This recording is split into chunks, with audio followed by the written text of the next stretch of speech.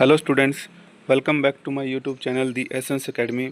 Students, आज हम इस वीडियो में हिस्ट्री ऑफ हरियाणा का पार्ट 2 डिस्कस करेंगे। तो आप इस वीडियो को स्टार्टिंग से लेकर एंड तक जरूर देखें। अगर आपको यह वीडियो अच्छी लगे इसे लाइक करें, शेयर करें एंड इस चैनल को सब्सक्राइब करें। तो इसमें आज हम सबसे पहले पढ़ेंगे हरियाणा में सिंधु घाटी सभ्यता। इसका सबसे पहला पॉइंट है सभ्यता का सामान्य परिचय। तो सभ्यता का विस्तार हरियाणा में सिंधु घाटी सभ्यता का विस्तार मुख्य रूप से सरस्वती और दृश्यवती नदियों की घाटी में केंद्रित था। तो सभ्यता का जो विस्तार था, हरियाणा में सिंधु घाटी सभ्यता का विस्तार मुख्य रूप से सरस्वती और दृश्यवती नदियों की घाटियों में केंद्रित था। अगला पॉइंट है प्रमुख केंद्र। यहाँ हड़प्पा, पूर्व परिपक्व हड़प्पा और उत्तर हड़प्पा तीनों चरणों के साक्ष्य मिले हैं। भौगोलिक महत्व घग्गर हाकड़ा मार्ग पर स्थित होने के कारण हरियाणा इस प्राचीन व्यापारिक केंद्र का प्रमुख केंद्र था।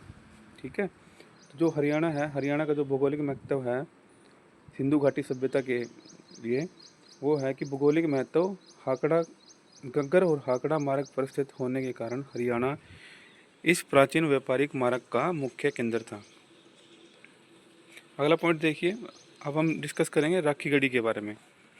तो यह भारत का सबसे बड़ा पुरातात्विक स्थल माना गया है, जिसकी जो अवस्थिति है यह हिसार जिले के नारनौद खंड में स्थित है और यह भारत का सबसे बड़ा हड़प्पा स्थल माना जाता है। इसका अगला पॉइंट है खोज एवं उत्खनन। इसकी खोज 1963 में सूरजभान ने की थी, जबकि विस्तृत उत्खनन अरविंदर नाथ के नेतृत्व में हुआ था। आगे है प्रमुख अवशेष। यहाँ से अन्नगार, रक्षा प्राचीर, नालियों के अवशेष और टेराकोटा की चूड़ियाँ प्राप्त हुई हैं। डीएनए के साक्ष्य हैं। राखीगढ़ी में मिले कंकालों के डीएनए परीक्षण से इस सभ्यता के लोगों के मूल निवास पर महत्वपूर्ण शोध हुआ है। अगला पॉइंट देखिए, अब हम बात करेंगे भिड़ाना के बारे में। इसके देखिए प्राचीन साक्ष्य। सबसे पहले इसकी अवस्थिति के बारे में बात कर लेते हैं। यह फतेहाबाद जिले में स्थित है और इसे हरियाणा का सबसे पुराना हड़प्पा स्थल माना जाता है। इसका जो कालक्रम है, भारतीय पुरातत्व सर्वेक्षण ASI के अनुसार इसके साक्ष्य 7,500 से 8,000 वर्ष पुराने माने जाते हैं। इसकी विशेषता के बारे में अगर हम बात करें, यहाँ से प्राप्त लाल मृदभांडों पोटरी पर नृत्य करती हुई लड़की की नक्काशी मिली है, जो मोहनो जोदड़ो की मूर्ति से मिलती जुलती है। आगे हम डिस्कस करेंगे बनावली के बारे में। इसकी अवस्थिति है, यह फतेहाबाद जिले में सरस्वती नदी पर सूखे मार्ग पर स्थित है। उत्खनन, अगर इसके उत्खनन की बात की जाए, इसकी खुदाई 1973-74 में RS बिष्ट ने की थी। ठीक है, महत्वपूर्ण खोज के बारे में देख लेते हैं। यहाँ से मिट्टी का बना हुआ हल, जिसे हम टॉय प्लो कहते हैं, वो मिला है। ठीक है, जो उत्कृष्ट कृषि ज्ञान का प्रमाण है। ठीक है, जो बनावली है, बनावली से हमें एक मिट्टी का हल मिला है और जो यह प्रूफ करता है कि यहाँ पर एक उत्कृष्ट कृषि हुआ करती थी। अगला पॉइंट देखिए, अन्य अवशेष। यहाँ से जौ के दाने, मातृ देवी की मूर्तियाँ और शतरंज की बिसात के आकार की नगर योजना यहाँ की विशेषता है। ठीक है, तो यहाँ से एक तो हमें मिट्टी का बना हुआ हल मिला है और यहाँ पर ये बारले या फिर जौ के साक्ष्य मिले हैं। अगला पॉइंट है कुणाल। कुणाल को हम शाही खजाना भी कहते हैं, यह हमारा शाही खजाना है। तो इसकी सबसे पहले हम इसकी अवस्थिति के बारे में बात करते हैं। यह फतेहाबाद जिले में स्थित एक हड़प्पा पूर्व स्थल है। शाही अवशेष, यहाँ से राजा का एक मुकुट मिला है। ठीक है, तो इसी वजह से हम इसको शाही खजाना कहते हैं। ठीक है, तो कुणाल से हमें एक शाही मुकुट मिला है। ठीक है, तो राजा का शाही मुकुट हमें कुणाल से मिला है। चांदी के गहने और कीमती पत्थर भी यहीं से प्राप्त हुए हैं। इसकी अगर विशेषता के बारे में बात करें तो कुणाल हरियाणा का वह स्थान है जहाँ से हड़प्पा सभ्यता के विकसित होने से ठीक पहले के स्पष्ट साक्ष्य मिले हैं। अगला पॉइंट है मित्ताथल। मित्ताथल को हम व्यापारिक केंद्र के नाम से जानते हैं। इसकी अवस्थिति है, यह भिवानी जिले में स्थित है। ऐतिहासिक साक्ष्य की अगर बात की जाए तो यहाँ से हड़प्पा, उत्तर हड़प्पा काल के तांबे के टुकड़े, तांबे के कुलाड़े यानी कि कॉपर एक्सिस और अन्य औजार मिले हैं। ठीक है, तो सबसे पहले ऐतिहासिक साक्ष्य की जो बात की जाए, मित्ताथल से हमें तांबे के कुलाड़े के साक्ष्य मिले हैं। और इसका उत्खनन देखिए, इसके अगर उत्खनन की बात की जाए, इसका उत्खनन 1968 में डॉक्टर सूरजभान द्वारा किया गया था। ये पॉइंट भी है, काफ़ी इंपॉर्टेंट है एग्ज़ाम के लिए, तो इसे अच्छे से याद करना। जो मित्ताथल है, मित्ताथल का उत्खनन डॉक्टर सूरजभान के द्वारा 1968 में किया गया था। नेक्स्ट पॉइंट है हमारा फरमाना। फरमाना या फिर दक्षखेड़ा, हम इसको दक्षखेड़ा भी बोलते हैं। तो इसकी जो अवस्थिति है यह रोहतक जिले के महम ब्लॉक में स्थित है। यहाँ से कब्रिस्तान के साक्ष्य हैं। यहाँ से 70 से अधिक कब्रें मिली हैं जो उस समय की अंत्येष्टि क्रियाओं पर प्रकाश डालती है। ठीक है, तो हमें अगर एग्ज़ाम में पूछे कि हरियाणा में कब्रिस्तान के साक्ष्य कहाँ से मिले हैं, तो ये हमें रोहतक से मिले हैं, रोहतक के फरमाना से मिले हैं। ठीक है, अगला पॉइंट है सेलखड़ी की मोहरें। यहाँ से भारी मात्रा में सेलखड़ी की मोहरें भी प्राप्त हुई है। अब हम इसके अगले पॉइंट के बारे में बात करते हैं, अन्य महत्वपूर्ण पुरातात्विक स्थल जो हमें इसमें नहीं कवर किए, अब जो बचे हुए हैं उनके बारे में बात करते हैं। सबसे पहले है गिरोय।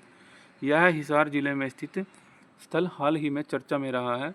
ये नेक्स्ट पॉइंट है बालू। बालू बहुत ज़्यादा इंपॉर्टेंट है, कैथल जिले में स्थित है और यहाँ से हमें लहसुन के सबसे पुराने साक्ष्य मिले हैं। ठीक है, तो बालू है, बालू से हमें सबसे पुराने लहसुन के साक्ष्य मिले हैं।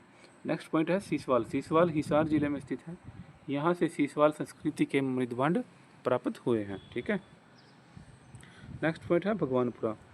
यह कुरुक्षेत्र में स्थित है। यहाँ हड़प्पा सभ्यता और चित्रित धूसर मृदभांड संस्कृति का मेल दिखाई देता है। ठीक है, जो ये एक क्वेश्चन यहाँ से बनता है, चित्रित धूसर मृदभांड किस ब्राह्मण ग्रंथ से लिखे गए हैं, तो ये शतपथ ब्राह्मण ग्रंथ में मिले हैं। ठीक है, ये वहाँ पर भी उनका जिक्र किया गया है।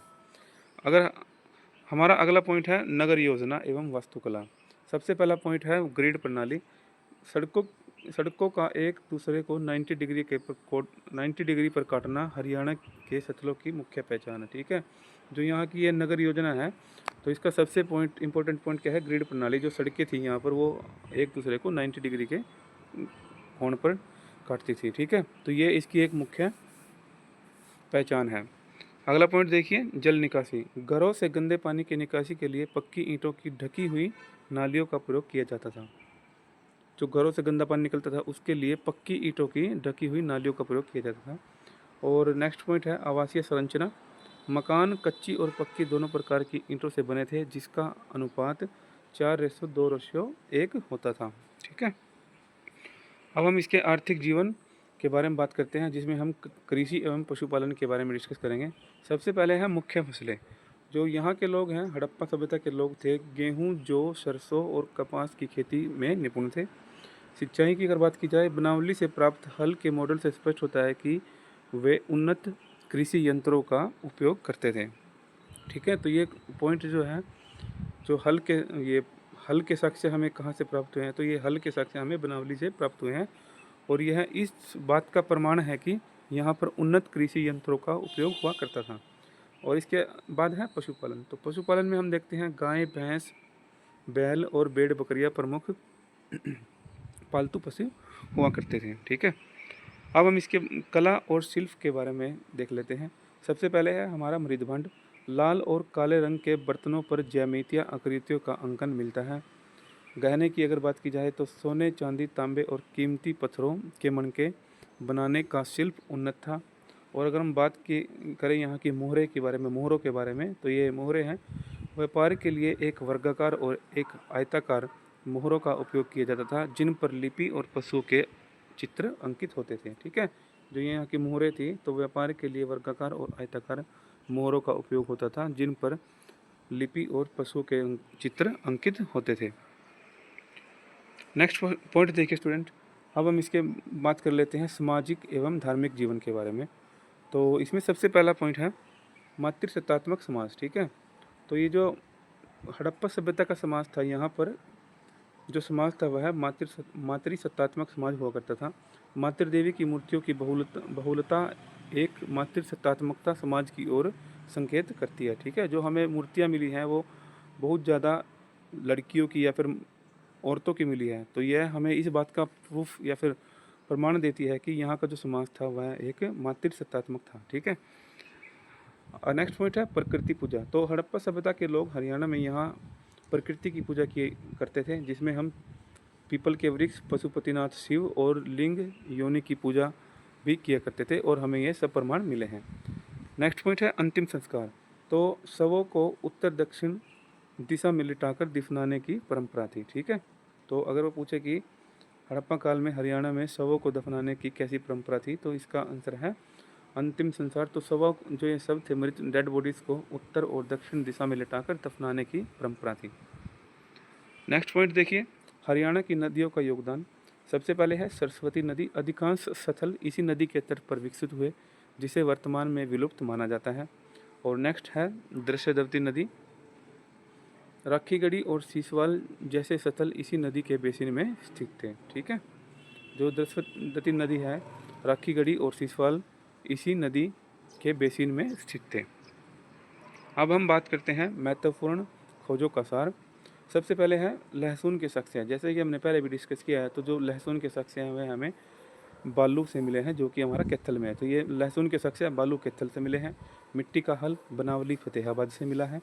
राजा का मुकुट कुणाल फतेहाबाद से मिला है। और तांबे की चूड़ियाँ हमें राखीगढ़ी हिसार से मिली हैं। ठीक है, तांबे की चूड़ियाँ राखीगढ़ी हिसार से मिली हैं। राजा का मुकुट कुणाल फतेहाबाद से मिला है।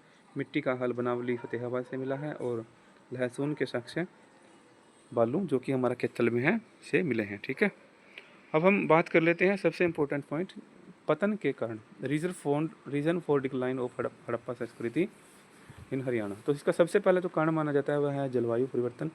नदियों के मार्ग बदलने और सरस्वती नदी के सूखने को प्रमुख कारण माना जाता है। दूसरा कारण माना जाता है बाढ़। कुछ विद्वान घग्गर नदी में आई विनाशकारी बाढ़ को जिम्मेदार मानते हैं। और एक और ये पॉइंट भी माना जाता है कि पारिस्थितिक असंतुलन। तो अत्यधिक चराई और वनों की कटाई से कृषि उत्पादन में कमी आई, और जिसके कारण इस सभ्यता का पतन हुआ। तो ये इसके कारण माने जाते हैं, लेकिन सच्चाई का किसी को नहीं पता। सच्चाई है वो सिर्फ भगवान को पता है कि जो हड़प्पा संस्कृति थी उसका विनाश कैसे हुआ था। अब हम नेक्स्ट पॉइंट के बारे में डिस्कस कर लेते हैं, आधुनिक संरक्षण एवं संग्रहालय। सबसे पहले है राखीगढ़ी संग्रहालय। तो राखीगढ़ी में एक संग्रहालय बनाया जा रहा है। हरियाणा सरकार द्वारा राखीगढ़ी में विश्व स्तरीय संग्रहालय बनाया जा रहा है, या फिर हरियाणा सरकार जो है राखीगढ़ी में विश्व स्तरीय संग्रहालय स्थापित कर रही है। पर्यटन केंद्र है। इन स्थलों को हड़प्पा सर्किट के रूप में विकसित किया जा रहा है, ताकि इतिहास को संरक्षित किया जा सके। ठीक है, तो ये हड़प्पा संस्कृति है जो हमें ये सारे स्थल देखने को मिले हैं। तो हरियाणा सरकार इसमें एक बहुत ही अच्छा कदम उठा रही है और इनको अब हड़प्पा सर्किट के रूप में विकसित कर रही है। अब हम स्टूडेंट इसके सेकंड पार्ट के बारे में बात करेंगे, हरियाणा का वैदिक काल। जो वैदिक काल था, तो हरियाणा में वैदिक काल में क्या स्थिति थी, तो कैसे धर्म था, कैसे लोग अपना जीवन यापन करते थे, कैसे यहाँ का धार्मिक जीवन था, आर्थिक जीवन था। तो सबसे पहले हम इसमें देखेंगे वैदिक सभ्यता का उद्भव। इसमें पहला पॉइंट है आर्यों का निवास। हरियाणा को ऋग्वैदिक काल में आर्यों का मुख्य निवास स्थान और उनकी गतिविधियों का केंद्र माना जाता है। ब्रह्मवर्त मनुस्मृति के अनुसार, जो मनुस्मृति है, तो मनुस्मृति के अनुसार सरस्वती और दृश्यदवती नदियों के बीच का क्षेत्र ब्रह्मवर्त कहलाता था, जिसे सबसे पवित्र माना गया है। ठीक है, तो मनुस्मृति के अनुसार सरस्वती और दृश्यदवती नदियों का जो बीच का क्षेत्र हुआ करता था उसे हम ब्रह्मवर्त कहा करते थे, और यह सबसे पवित्र क्षेत्र माना गया है। नेक्स्ट पॉइंट देखिए, सभ्यता का पालना। हरियाणा की पावन धरा को भारतीय संस्कृति और वैदिक सभ्यता का पालना या फिर जन्म स्थान कहा जाता है। ठीक है, ये जो पॉइंट है सभ्यता का पालना, एग्ज़ाम के पॉइंट ऑफ व्यू से बहुत ज़्यादा इम्पोर्टेंट है। अब हम इसकी महत्वपूर्ण नदियों के बारे में बात करेंगे और उनका महत्व। सबसे पहले है सरस्वती नदी। इसे ऋग्वेद में नदीतमा या फिर नदियों में श्रेष्ठ कहा गया है। इसी के किनारे ऋषियों ने वेदों के मंत्रों की रचना की थी। सबसे ज़्यादा इम्पोर्टेंट तो यही नदी है, सरस्वती नदी। ठीक है, तो सबसे प्रमुख नदियाँ और उनका महत्व देख लीजिए। सबसे पहले है सरस्वती नदी। इसे ऋग्वेद में नदीतमा कहा गया है और इसी के किनारे ऋषियों ने वेदों के मंत्रों की रचना की थी। नेक्स्ट पॉइंट देखिए, दृश्यदवती नदी। यह आधुनिक चेटांग नदी है। इसे हम चुटांग या फिर चेटांग नदी बोलते हैं। चेटांग नदी को ही चटांग नदी को ही दृश्यवती नदी बोलते हैं। ठीक है, तो यह आधुनिक चटांग नदी है जो वैदिक काल में सरस्वती के समांतर बहती थी और कुरु जनपद की सीमा बनाती थी। इससे अगला पॉइंट है, इससे अगली नदी है आपगा नदी, जिसे हम ऋग्वेदिक आपगा आपिया भी बोलते हैं। यह कुरुक्षेत्र के निकट बहने वाली एक अत्यंत महत्वपूर्ण छोटी नदी है। वामन पुराण के अनुसार इसके जल में स्नान का विशेष धार्मिक महत्व था। ठीक है, तो ये जो आपगा नदी है यह कुरुक्षेत्र के निकट बहने वाली एक बहुत ही छोटी नदी हुआ करती थी और वामन पुराण के अनुसार इसका अपना अलग विशेष महत्व है। ठीक है, नेक्स्ट पॉइंट देखिए, कुरु जनपद और उसका उदय। इसमें सबसे पहले हम बात करेंगे वंशों का मिलन। प्रसिद्ध भरत और पुरु कबीलों, जिसे हम जन बोलते थे, कबीलों को हम प्राचीन काल में जन बोलते थे, तो प्रसिद्ध भारत और पुरु कबीलों के मेल से कुरु वंश और कुरु जनपद की स्थापना हुई। राजा कुरु का योगदान। राजा कुरु ने कुरुक्षेत्र की भूमि को अपने सोने के हल से जोतकर उसे कृषि और धर्म का प्रमुख केंद्र बनाया था। ये भी काफ़ी ज़्यादा इंपॉर्टेंट है। कुरु राजा का योगदान तो कई बार एग्जाम में पूछ लेते हैं। तो राजा कुरु ने कुरुक्षेत्र की भूमि को अपने सोने के हल से जोतकर उसे कृषि एवं धर्म का प्रमुख केंद्र बनाया था। नेक्स्ट पॉइंट है क्षेत्रीय विस्तार। इस जनपद का विस्तार उत्तर में सरस्वती नदी से लेकर दक्षिण में खांडवप्रस्थ, जिसे हम दिल्ली बोलते हैं, तक फैला हुआ था। ठीक है, तो जो इस जनपद का विस्तार, जो ये कुरु जनपद थी, कुरु जनपद का विस्तार उत्तर में सरस्वती नदी से लेकर दक्षिण में खांडवप्रस्थ दिल्ली तक फैला हुआ था। ठीक है, अब हम इसके नेक्स्ट पॉइंट के बारे में बात करते हैं, कुरुक्षेत्र के बारे में बात हैं। कुरुक्षेत्र का क्या है, कुरुक्षेत्र धर्म क्षेत्र की जो महत्ता है। ठीक है, तो कुरुक्षेत्र का सबसे पहला पॉइंट है देवताओं की भूमि। तो कुरुक्षेत्र को हम देवताओं की भूमि कहते हैं। ऋग्वेद और उत्तर वैदिक ग्रंथों में कुरुक्षेत्र को देवी की यज्ञवेदी, अल्टर ऑफ गॉड्स कहा गया है। ठीक है, तो ऋग्वेद और उत्तर वैदिक ग्रंथों में कुरुक्षेत्र को देवी की यज्ञवेदी कहा है। नेक्स्ट पॉइंट है आध्यात्मिक केंद्र। यहाँ बड़े बड़े यज्ञों, दार्शनिक चर्चाओं और आध्यात्मिक सत्रों का आयोजन किया जाता था। और नेक्स्ट पॉइंट है ऐतिहासिक प्रमाण। वामन पुराण के अनुसार राजा कुरु ने यहाँ के 7 पवित्र वनों की स्थापना की थी। ये पॉइंट भी बहुत ज़्यादा इम्पोर्टेंट है। ठीक है, तो ऐतिहासिक पुराणों के अनुसार राजा कुरु ने यहाँ के 7 पवित्र वनों की स्थापना की थी। नेक्स्ट पॉइंट देखते हैं राजनीतिक ढांचा और प्रशासन। अब हम यहाँ के राजनीतिक ढांचे और प्रशासन के बारे में देख लेते हैं। सबसे पहले है जन से जनपद। वैदिक काल के दौरान कबीलाई जन धीरे धीरे क्षेत्रीय शक्ति के रूप में जनपद में परिवर्तित हो गए थे। ठीक है, नेक्स्ट पॉइंट है राजा की शक्ति। उत्तर वैदिक काल में राजा की शक्तियों में वृद्धि हुई थी। इसका एक कारण ये भी था कि इस समय पर वैदिक काल में आते आते जो हमारा समाज था वह एक पितर सत्तात्मक हो गया था। ठीक है, पितर सत्तात्मक। तो राजा की शक्ति, तो उत्तर वैदिक काल में राजा की शक्तियों में वृद्धि हुई और वे राजसूय तथा अश्वमेध जैसे विशाल यज्ञ करने लगे। नेक्स्ट पॉइंट है प्रशासनिक परिषद।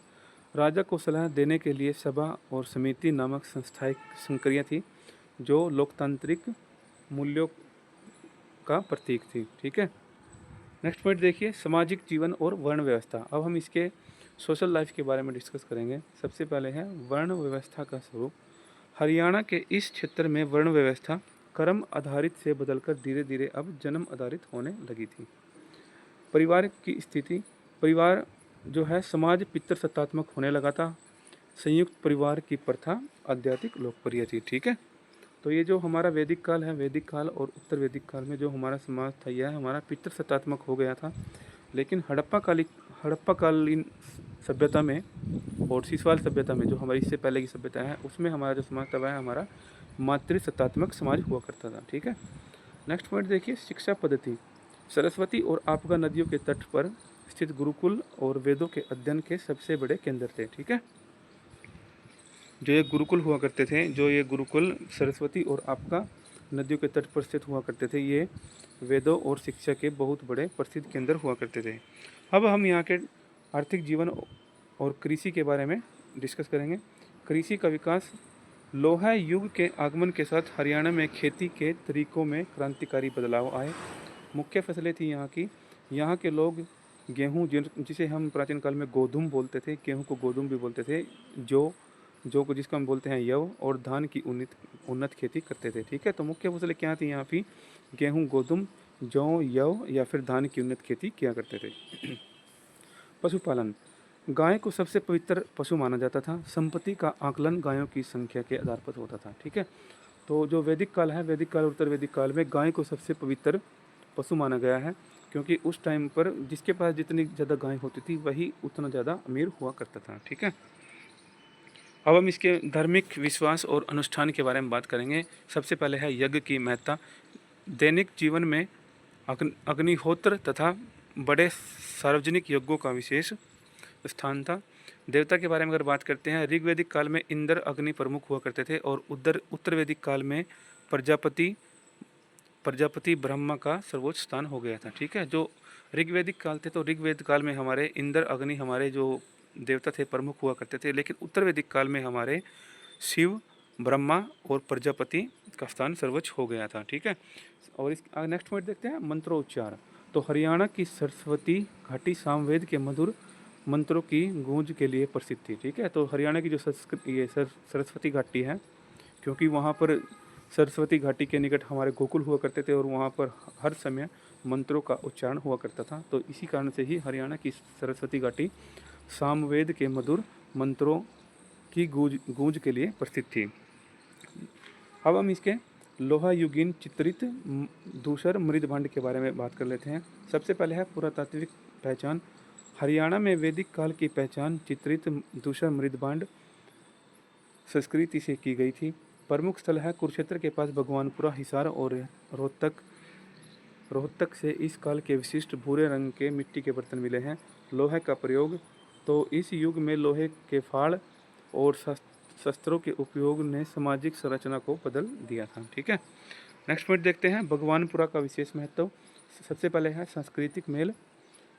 कुरुक्षेत्र के भगवानपुरा में उत्तर हड़प्पा संस्कृति और वैदिक संस्कृति का मेल देखने को मिलता है। आवास संरचना के बारे में करते हैं। यहाँ के 13 कमरे वाले एक विशाल घर के अवशेष मिले हैं, जो उस समय की समृद्ध ग्रामीण व्यवस्था का प्रमाण है। ठीक है, नेक्स्ट पॉइंट देखते हैं, दशराग युद्ध का हरियाणा पर प्रभाव। ठीक है, तो ये भी काफ़ी ज़्यादा इम्पोर्टेंट पॉइंट है, जो ये दशराग युद्ध हुआ था। तो इसकी पृष्ठभूमि के बारे में अगर बात करते हैं, तो ऋग्वेद के 7वें मंडल में वर्णित यह ऐतिहासिक युद्ध राजा सुदास और अन्य 10 राजाओं के मध्य में हुआ था। ठीक है, जो ये दशराग युद्ध हुआ था, यह राजा सुदास और अन्य 10 राजाओं के बीच में हुआ था। ठीक है, इसका हरियाणा से क्या संबंध है? हरियाणा का संबंध, इस युद्ध में सुदास की विजय के बाद भरत कबीले का सरस्वती घाटी पर संपूर्ण प्रभुत्व स्थापित हो गया। ठीक है, तो इस युद्ध में जो ये युद्ध हुआ था, दशराग युद्ध, राजा सुदास और 10 अन्य राजाओं के बीच में हुआ था। तो इस युद्ध में राजा सुदास की विजय हुई थी, और इसकी विजय के बाद भरत कबीले का सरस्वती घाटी पर पूर्ण प्रभुत्व स्थापित हो गया था। नेक्स्ट पॉइंट देखिए, महाकाव्य काल और हरियाणा। सबसे पहले देखते हैं महाकाव्य है जो हमारे हैं। सबसे पहले है रामायण। तो हरियाणा के कैथल को हनुमान की जन्मस्थली के रूप में मान्यता प्राप्त है। ठीक है, तो अब हम देख रहे हैं कि जो महाकाव्य थे हमारे रामायण और महाभारत काल में, तो इसका हरियाणा के साथ क्या संबंध है। तो सबसे पहले ये है हमारा रामायण काल। तो हरियाणा के कैथल, जिसे हम प्राचीन कपिस्थल है, तो हरियाणा की जन्मस्थली के रूप में मान्यता प्राप्त है। नेक्स्ट पॉइंट है महाभारत काल। तो कुरुक्षेत्र में महाभारत का युद्ध हुआ, जहां भगवान श्री कृष्ण ने अर्जुन को श्रीमद् भगवत गीता का उपदेश दिया था। ठीक है, तो ये दोनों के दोनों पॉइंट बहुत ज़्यादा इंपॉर्टेंट है। हरियाणा में जो कैथल है उसे हनुमान जी की जन्मस्थली के रूप में मान्यता प्राप्त है, और जो कुरुक्षेत्र है, तो यहाँ पर कुरुक्षेत्र में जो महाभारत का युद्ध हुआ था, तो इस युद्ध में ही भगवान श्री कृष्ण ने अर्जुन को श्रीमद् भगवत गीता का ज्ञान दिया था। नेक्स्ट पॉइंट देखिए, साहित्यिक ग्रंथों का वर्णन। नेक्स्ट पॉइंट है ऋग्वेद। इस सबसे प्राचीन वेद में हरियाणा की नदियों और कुरुक्षेत्र की महिमा का विस्तार से वर्णन मिलता है। नेक्स्ट है शतपथ ब्राह्मण। तो शतपथ ब्राह्मण, इस ग्रंथ में कुरुक्षेत्र को भारतीय सभ्यता और संस्कृति का सर्वश्रेष्ठ प्रतिनिधि क्षेत्र बताया गया है। ठीक है, तो ये जो शतपथ ब्राह्मण है, इस ग्रंथ में कुरुक्षेत्र को भारतीय सभ्यता और संस्कृति का सर्वश्रेष्ठ प्रतिनिधि क्षेत्र बताया गया है। और शतपथ ब्राह्मण से ही हमें यह पता मिला है कि यहाँ पर जो था ना चित्रित धूसर मृदबांड है, तो यहीं से ही हमें पता लगता है कि हमें यहाँ से चित्रित धूसर मृदबांड मिले हैं। ठीक है, नेक्स्ट पॉइंट है अर्थवेद। इसमें कुरु राज्य की समृद्धि और राजा परीक्षित के सुशासन का उल्लेख मिलता है। नेक्स्ट पॉइंट देखिए, हरियाणा में 7 पवित्र वन। तो जो ये 7 पवित्र वन है, वामन पुराण का साक्ष्य है। जो ये हरियाणा के 7 पवित्र वन हैं, तो अब हम देखते हैं वामन पुराण के साक्ष्य। इस पुराण में कुरुक्षेत्र में स्थित 7 पवित्र वनों का वर्णन मिलता है। तो एग्जामिनर ये पूछेगा कि 7 पवित्र वनों का वर्णन हमें किस पुराण में मिलता है, तो इसका करेक्ट आंसर होगा वामन पुराण से। ठीक है, तो वामन पुराण का साक्ष्य, इस पुराण में कुरुक्षेत्र के क्षेत्र में स्थित 7 पवित्र वनों का वर्णन मिलता है। और उनके नाम क्या क्या हैं? 7 पवित्र वनों के नाम हमें दिए गए हैं: काम्यक वन, अदिति वन, व्यास वन, फल्की वन, सूर्य वन, मधु वन और शीत वन। ठीक है, तो इनके नाम क्या क्या हैं? काम्यक वन, अदिति वन, व्यास वन, फल्की वन, सूर्य वन, मधु वन और शीत वन। ठीक है, नेक्स्ट पॉइंट देख लेते हैं, इनका क्या महत्व था। इन वनों में अनेक ऋषियों ने आश्रम थे। जो इन वनों में ऋषियों के अनेक आश्रम थे, जहाँ वेदों और उपनिषदों का गहन चिंतन होता था। ठीक है, जो ये 7 वन हुआ करते थे, इनका यह महत्व था कि इन वनों में ऋषियों के बड़े बड़े आश्रम हुआ करते थे और यहाँ पर वेदों और उपनिषदों का गहन चिंतन और मंत्रों का जाप और उच्चारण हुआ करता था।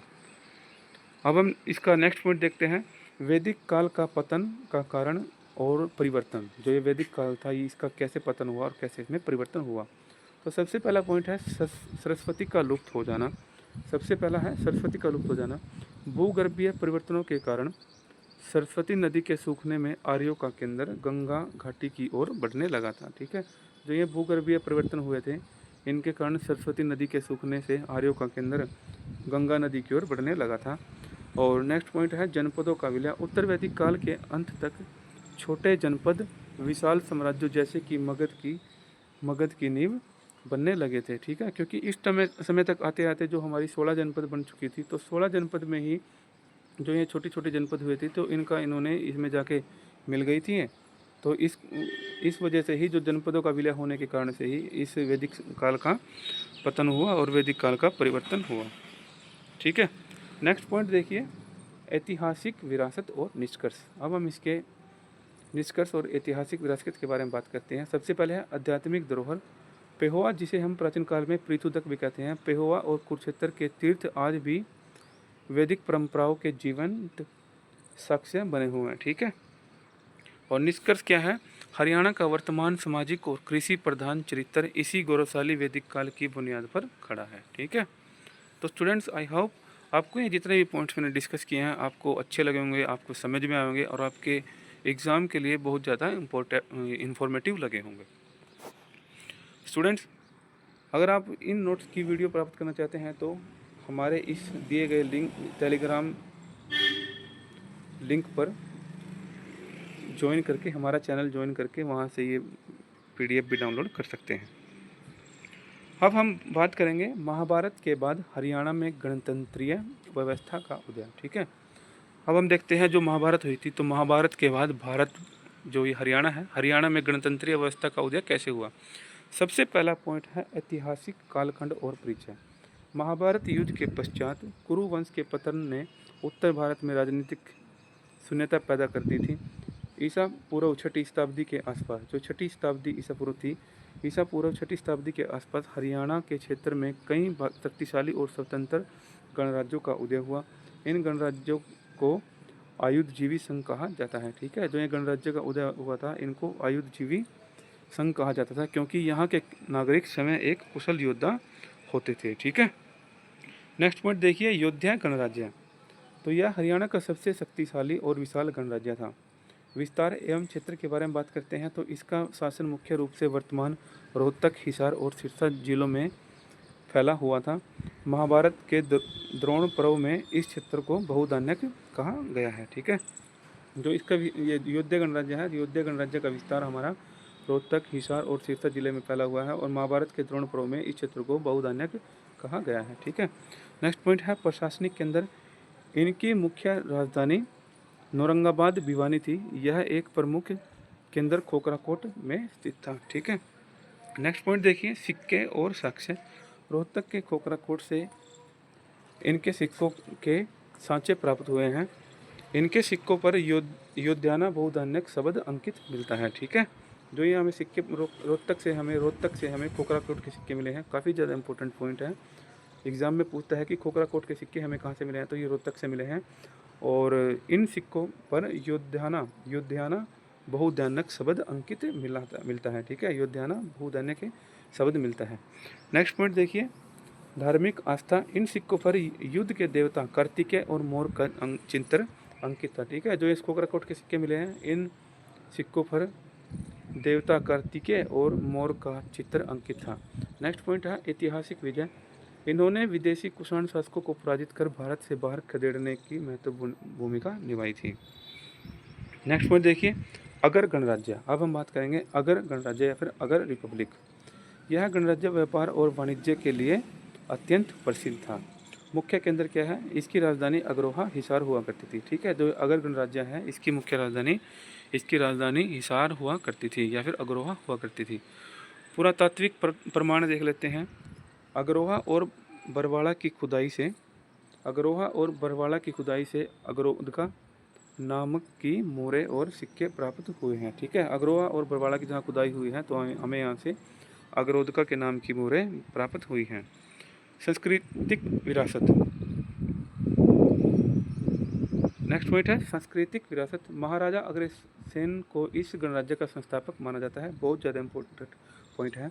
जो ये अगर गणराज्य था तो महाराजा अग्रसेन को इस गणराज्य का संस्थापक माना जाता है।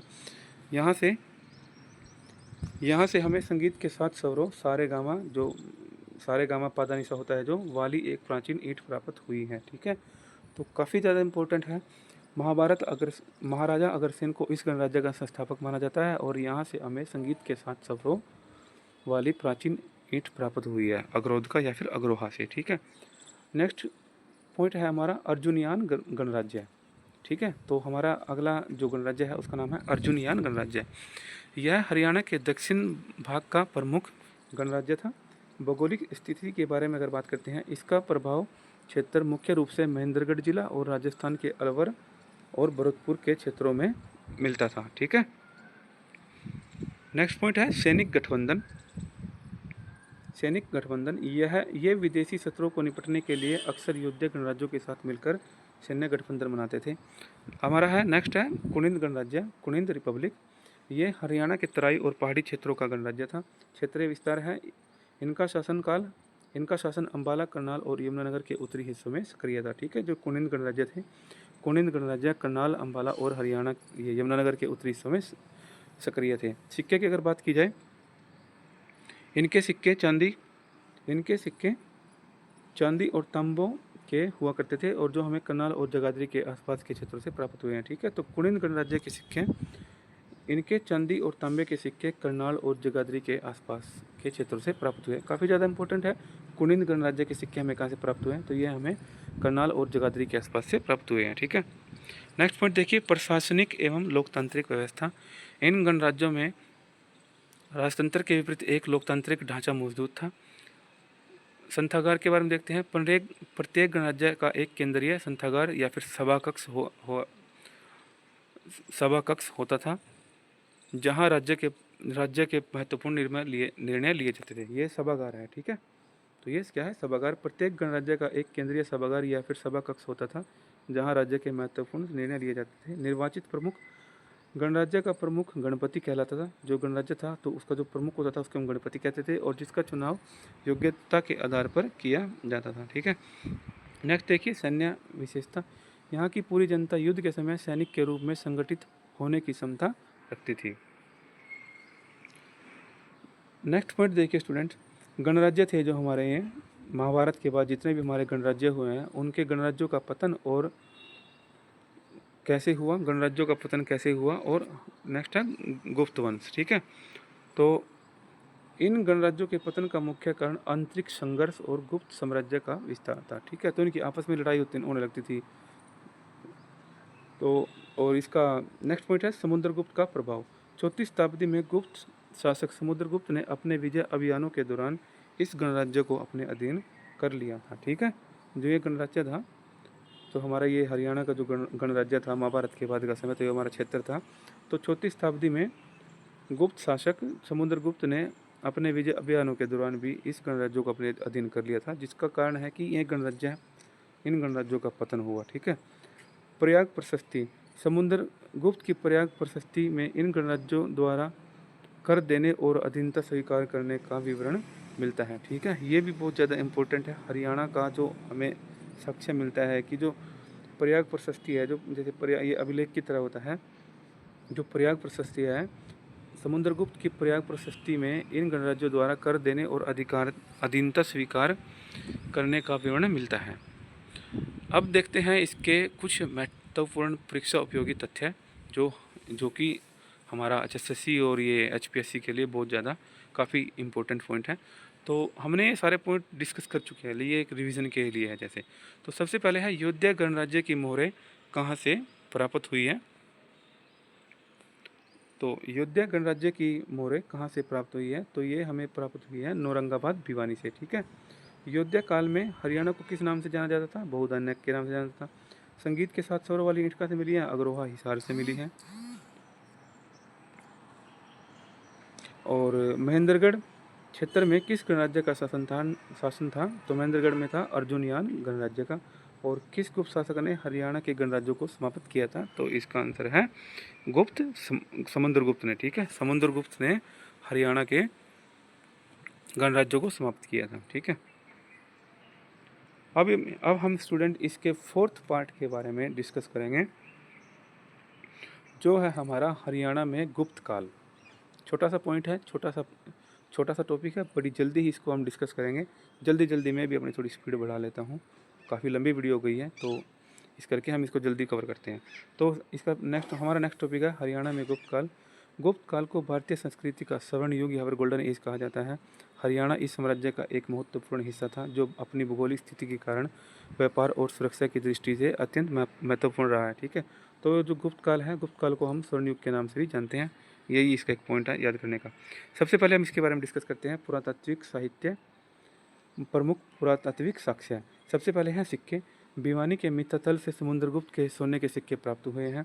रोहतक के खोखराकोट से भी गुप्तकालीन सिक्के और सांचे मिले हैं। अब हम बात करते हैं अभिलेख के बारे में। तोसाम अभिलेख, भिवानी जिले के तोसाम में स्थित यह अभिलेख भगवान विष्णु की स्तुति में है और गुप्त काल की धार्मिक स्थिति पर प्रकाश डालता है। महरौली लोह स्तंभ के बारे में देख लेते हैं। हालांकि यह दिल्ली में है, लेकिन यह चंद्रगुप्त द्वितीय विक्रमादित्य के उत्तर पश्चिम विजय और इस क्षेत्र पर इसके नियंत्रण को दर्शाता है। नेक्स्ट पॉइंट है प्रमुख स्थल एवं धार्मिक केंद्र। सबसे पहले है स्थापत्य या फिर आर्किटेक्चर। हरियाणा में गुप्तकालीन मंदिर वास्तुकला के अवशेष थानेसर और सुग, जो कि यमुनानगर में है, यमुनानगर के पास से मिले हैं। धार्मिक महत्व के बारे में देखते हैं। गुप्त काल के दौरान हरियाणा में वैष्णव धर्म का प्रभाव अत्यधिक था और तोसाम के अभिलेख इसका पुख्ता सबूत है। नेक्स्ट पॉइंट है महत्वपूर्ण नगर। अग्रोहा, थानेसर, रोहतक इस काल के प्रमुख प्रशासनिक और व्यापारिक केंद्र हुआ करते थे। ठीक है, अगला पॉइंट देखिए, महत्वपूर्ण तथ्य की पॉइंट्स हैं एग्जाम के लिए। तो सबसे पहले है आयु सीमा, लगभग 320 ईस्वी से 550 ईस्वी पूर्व तक इसकी जो है हमें ये आयु सीमा मानी जाती है। नेक्स्ट पॉइंट है समुद्रगुप्त, इसे भारत का नेपोलियन कहा जाता है। सबसे ज़्यादा कॉमन और सबसे इजी क्वेश्चन है, भारत का नेपोलियन किसे माना जाता है, तो समुद्रगुप्त को। कई बार आपको देखने को मिलेगा। तो भारत का नेपोलियन समुद्रगुप्त को माना जाता है। हरियाणा का अधिकांश हिस्सा इनके सीधे नियंत्रण में था। नेक्स्ट पॉइंट है फायान एक चीनी यात्री था। चीनी यात्री फायान गुप्त काल चंद्रगुप्त द्वितीय के समय के दौरान भारत आया था। उसके विवरणों में उत्तर भारत की सामाजिक और आर्थिक स्थिति का पता चलता है। हुण आक्रमण, गुप्त काल के अंत में हरियाणा को हुणों का आक्रमण का सामना करना पड़ा, जिसके कारण धीरे धीरे गुप्त सत्ता कमज़ोर हो गई थी। नेक्स्ट अब देखिए हमारा है परीक्षा उपयोगी क्विक पॉइंट्स। ठीक है, तो सबसे पहले है राजधानी। गुप्त काल की राजधानी हुआ करती थी पाटलिपुत्र। ठीक है, लेकिन हरियाणा का क्षेत्र स्थानीय केंद्रों में संचालित होते थे। नेक्स्ट पॉइंट है राजकीय भाषा। भाषा क्या होती थी, यहाँ की भाषा होती थी संस्कृत तोसाम का संबंध है आचार्य सोमदत्त से संबंधित है, ठीक है, विष्णु पूजा के लिए जाना जाता है। तो तोसाम का संबंध आचार्य सोमदत्त से संबंधित है। और मित्ताचल, ये मेरे स्टूडेंट हुआ है यहाँ पर मिस राइट, ये गलत लिखा गया है। मित्ताचल जो है समुद्रगुप्त के सिक्कों के लिए प्रसिद्ध है, ठीक है, जो मित्ताचल है समुद्रगुप्त के सिक्कों के लिए प्रसिद्ध है। अब देखिए स्टूडेंट, हमारा लास्ट पॉइंट है, नेक्स्ट लास्ट टॉपिक रहेगा आज का हमारा, हरियाणा और तोमर वंश। तो सबसे पहले हम ऐतिहासिक परिचय और स्थापना के बारे में देख लेते हैं। सबसे पहले है स्थापना। राजा अनंगपाल तोमर ने 736 ईस्वी पूर्व इस वंश की स्थापना की थी। जो ये तोमर वंश है, तोमर वंश की स्थापना अनंगपाल तोमर ने की थी और यह है 736 ईस्वी पूर्व की थी। इसके वंश की बात की जाए, ये स्वयं को चंद्रवंशी क्षत्रिय मानते थे और अपना संबंध महाभारत के अर्जुन और राजा परीक्षित से जोड़ते हैं।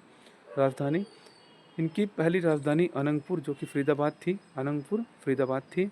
बाद में इन्होंने दिल्ली का, जो कि अब आधुनिक दिल्ली है, को अपनी मुख्य राजधानी बनाया था, ठीक है। तो सबसे पहले राजधानी इनकी कौन सी थी? अनंगपुर थी, और बाद में इन्होंने दिल्ली का को भी अपनी राजधानी बनाया था। नेक्स्ट पॉइंट देखिए, प्रमुख शासक और उनके महत्वपूर्ण योगदान। सबसे पहले है अनंगपाल, तोमर वंश के संस्थापक, ठीक है। तो ये अनंगपाल जो है तोमर वंश के संस्थापक है, हमने पहले भी ये डिस्कस कर चुके हैं पहले भी, ठीक है।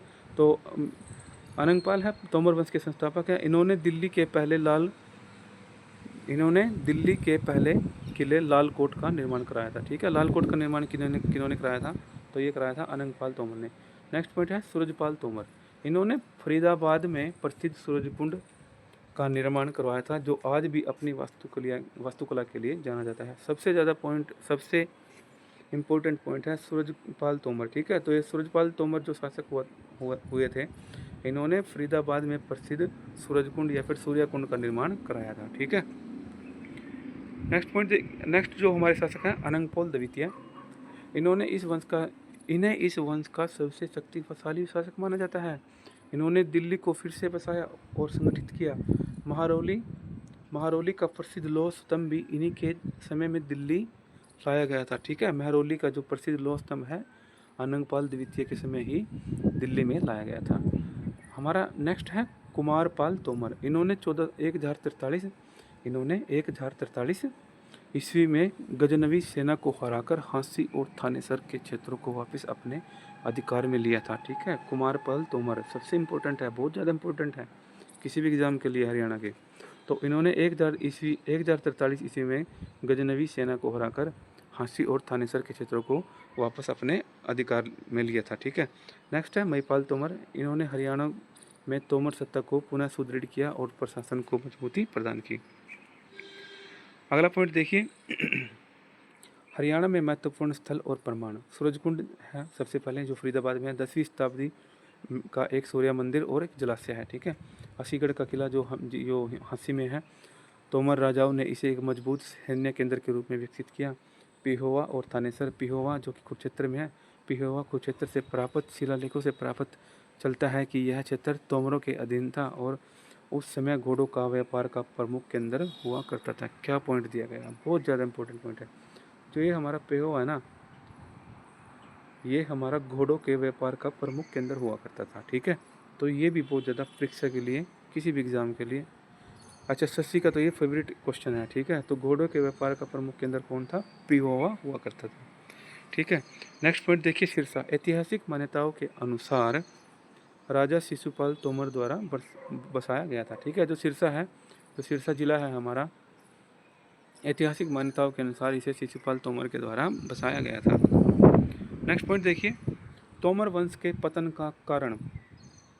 तोमर वंश का पतन, तो चौहानों से संघर्ष। 12वीं शताब्दी के मध्य लगभग 1151 से 56 ईस्वी तक अजमेर के चौहान शासक विग्रहराज चतुर्थ ने तोमरों को पराजित कर दिल्ली और हरियाणा के क्षेत्रों पर कब्जा कर लिया था। सत्ता का हस्तांतरण। अंतिम तोमर शासक अनंगपाल द्वितीय के बाद सत्ता उनके दामाद या फिर नाती पृथ्वीराज चौहान तृतीय के पास चली गई थी, ठीक है। और नेक्स्ट पॉइंट है मुस्लिम आक्रमण। 1192 ईस्वी में तराइन के दूसरे युद्ध के बाद यह क्षेत्र दिल्ली सल्तनत के अधीन हो गया था, ठीक है। तो मुस्लिम आक्रमण हुए थे जब 1191 और 1192 में, जब गजनवी के अटैक हुए थे भारत पर, तो तराइन के दूसरे युद्ध के पश्चात यह युद्ध दिल्ली दिल्ली सल्तनत सल्तनत के अधीन हो गया था। अब हम डिस्कस करते हैं स्टूडेंट्स परीक्षा के लिए कुछ विशेष तथ्य। सबसे पहले है नामकरण। तोमर काल के शिलालेखों में इस क्षेत्र की पहली बार हरियाणक कहा गया। ठीक है, तो ये भी बहुत ज़्यादा इंपॉर्टेंट पॉइंट है। जो तोमर काल था, तो तोमर काल के जो हमें शिलालेख मिले हैं, इसमें इस क्षेत्र को हरियाणक कहा गया। ठीक है। धर्म के बारे में बात करते हैं। तोमर शासक मुख्य रूप से हिंदू धर्म, वैष्णव और शैव मत के अनुयायी थे। और लास्ट पॉइंट है हमारा प्रशासनिक ढांचा। तोमरों ने हरियाणा को छोटे छोटे प्रशासनिक खंडों में बांटा हुआ था ताकि बाहरी आक्रमणों का सामना मजबूती से किया जा सके। ठीक है स्टूडेंट्स। तो स्टूडेंट्स, आज हमने इस वीडियो में हरियाणा का वैदिक काल, महाभारत के बाद का हरियाणा काल और ये अलग अलग गणराज्य और जनपदों का उदय और जनपदों का पतन, ये सब डिस्कस किया है।